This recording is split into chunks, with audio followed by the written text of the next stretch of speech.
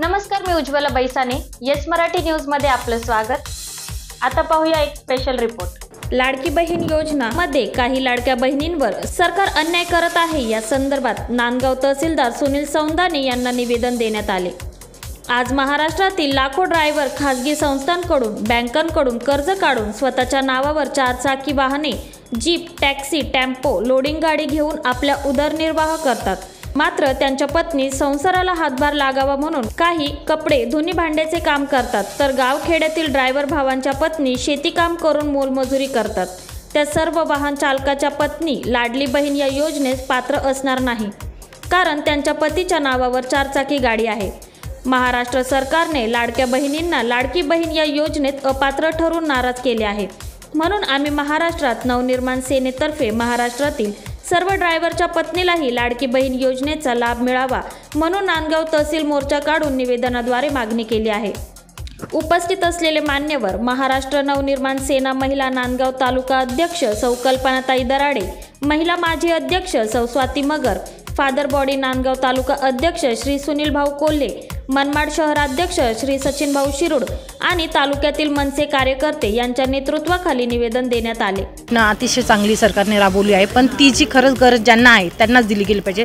चारचाकी वाहन हे शक्यतो असे आमच्याकडे महिला आहे की ज्यांचे रोजगार चालतात, तर चारचाकी वाहनांना सुद्धा ती सवलत भेटली पाहिजे ही आमची इच्छा आहे सरकारकडे. नमस्कार, मी कल्पना पवन दराडे, नांदगाव तालुका अध्यक्ष, महाराष्ट्र नवनिर्माण सेना.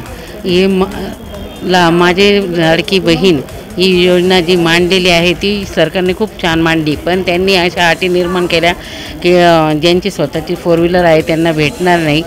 तर असं न करता त्यांनी सर्वांना दिली पाहिजे. आता स्वतःची फोर व्हीलर जी आपल्या उदरनिर्वाहासाठी घेतलेली असते आणि शेतकरी लोक पण पिकअप वगैरे घेतात, तर त्यांच्या माल वाहतुकीसाठी असते, त्यासाठी त्यांना पण ही योजना लागू पडली पाहिजे आणि सर्वांना त्याचे फायदे मिळालेले पाहिजे.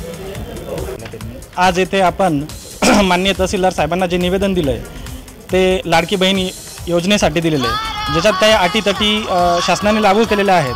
ज्या छोट्या मोठ्या वाहनांसाठी, ज्यांच्या उदरनिर्वाहासाठी त्यांनी घेतलेले वाहन आहे किंवा ते चैनीचे नसून त्यांच्या उदरनिर्वाहासाठी आहे आणि त्यांचाही विचार करावा असं महाराष्ट्र नवनिर्माण सेनेच्या, आमच्या महिला सेनेच्या माजी जिल्हाध्यक्ष स्वातीताई मगर व तालुका अध्यक्ष कल्पनाताई दराडे यांच्या नेतृत्वाखाली जो आज आम्ही निवेदन दिलेलं आहे त्याची शासनाने दखल घ्यावी हीच विनंती.